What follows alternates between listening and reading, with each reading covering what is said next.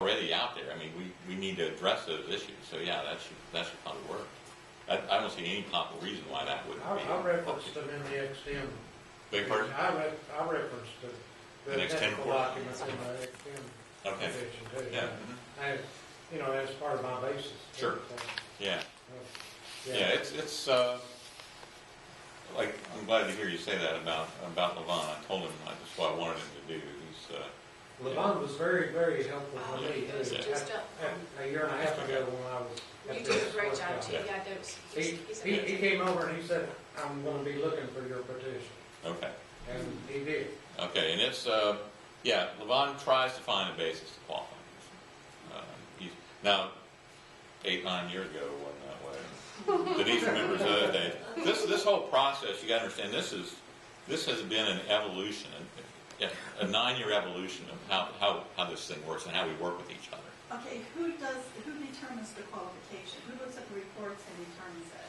Well, there's a team formed of several technical people, usually one person on our side, some people on our contractor side, who look at what's been included in the petition, and then they'll compare that to information we have. For instance, if there is a claim that there is no monitoring, or there was no monitoring for this group, one thing we would do is say, well, is that true? Let's look at the resources we have to see if there was monitoring. So that would be something. So there's that team that looks at those things. But it is a team. It's not. It's not one person.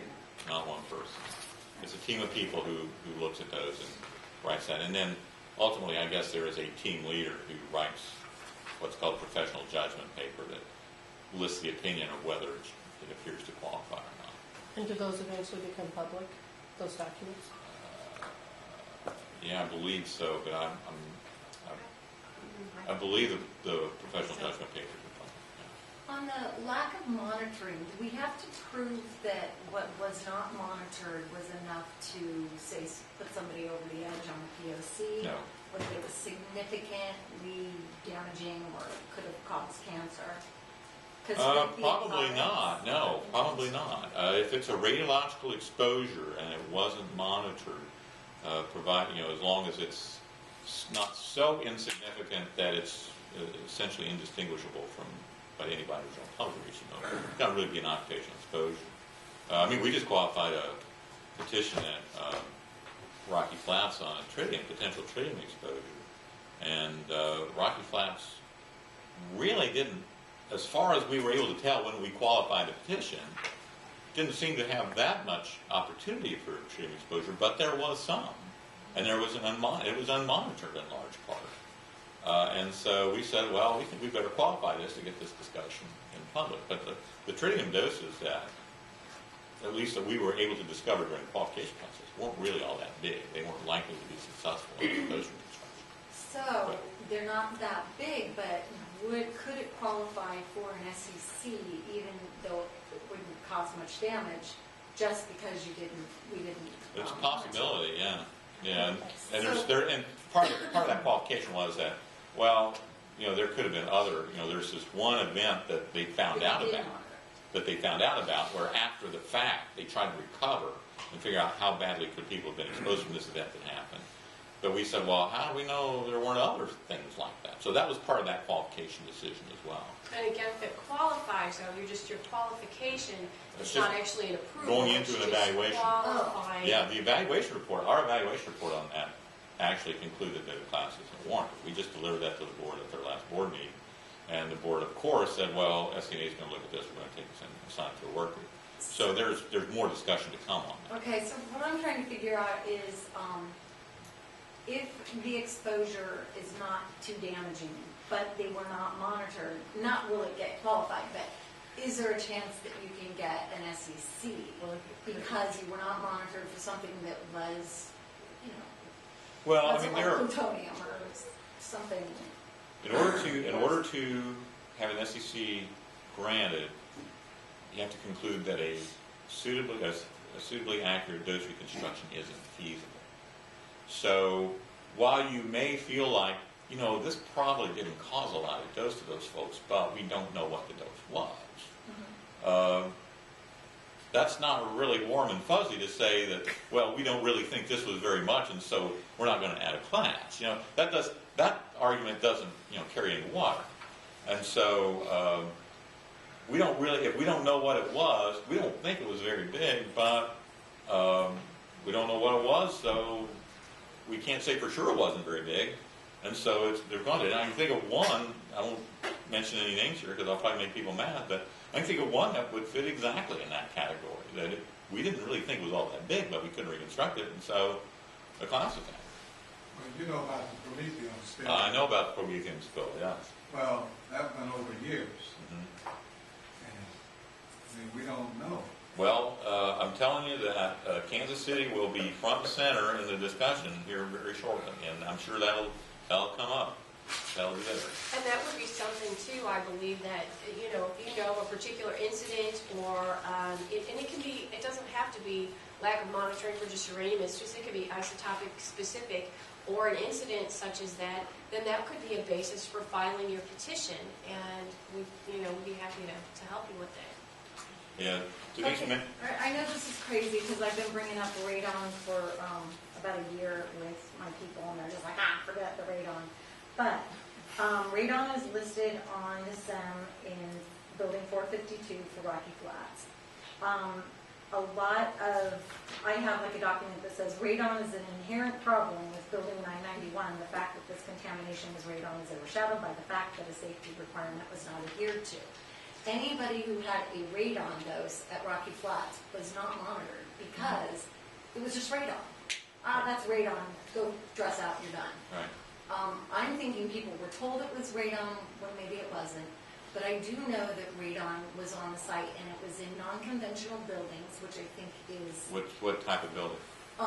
Tunnels that people wouldn't be in if they. Okay. We have the same problem in Yeah, Washington State. Anything that's got a big concrete slab with a crack has got radon. Yeah, but what is a non-conventional building? So far, it's gravel dirties.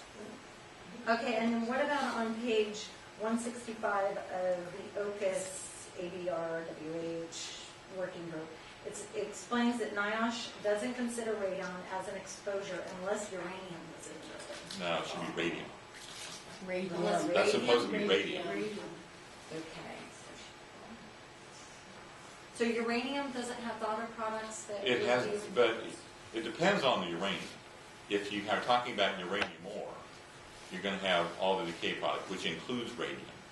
And so there may, in fact, depending on how much radium is present in the ore, you could, in fact, have a radon issue with thorium ore. Once the thorium's been processed or purified at all, there are some long-lived decay products before you get the radium that prevent the radium from growing back in. So you get phenol that had tons of uranium sitting around uranium metal. There was not a appreciable radon problem from that uranium metal. There was a appreciable radon problem because they had 3,000 degrees of radon stored in these concrete silos, maybe a quarter mile from the main processor. So that was the source of the radon, was the radium, not these hundreds of tons of uranium sitting around. The radium's been removed from that. So the definition for non-conventional building is, So far, it's a gravel dirty. and how do we control? Policies. What's a gravel dirty? It's the buildings that were constructed at Pantex in Iowa that were constructed in a manner, they were sort of down underground, and they had these gravel roofs over wire mesh. And these were where the high explosive components of the weapon were used, and the radiological was in there at times also.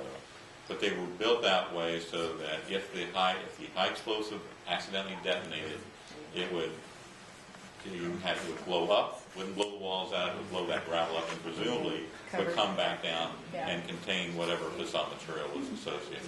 The chemical depots were built the same way, so they would cover it. That was chosen. That is different from in any commercial. At the hospital I worked at, there were tunnels between buildings.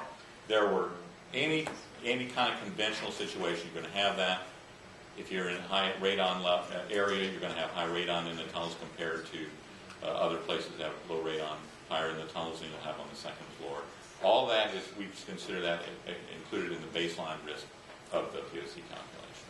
because it's So just even if it's you a spend population 12 filter. hours in a tunnel, Yeah. that's conventional. So that's considered like background. Yeah, that's considered back.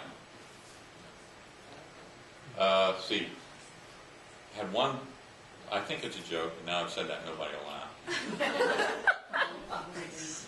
Denise reminded me of the old days in the conversation with the advisory board, and it was pretty adversarial in those days. Those are the bad old days. And the conversations at the advisory board were largely us giving our opinion, SCNA giving their opinion, and then whenever someone gave an opinion, I would stand up and say, well, they clearly don't understand, they've got under some, those kinds of things.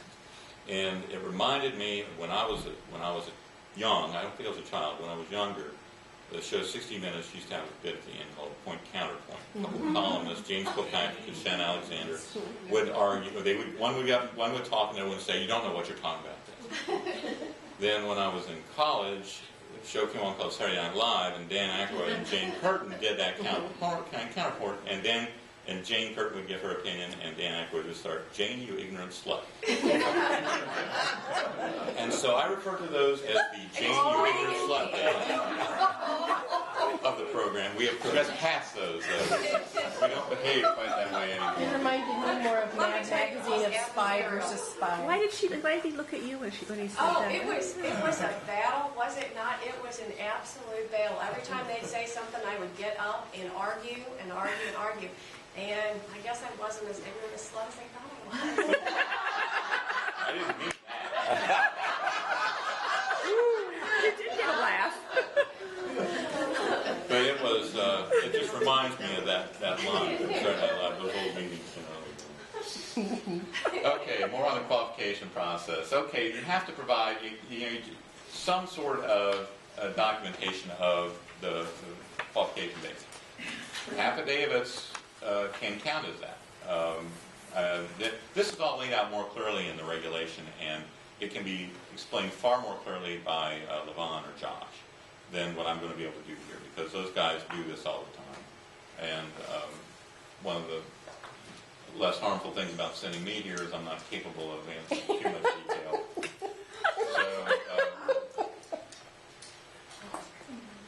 Okay, and normally if a petition doesn't qualify, there have been a few that did not qualify.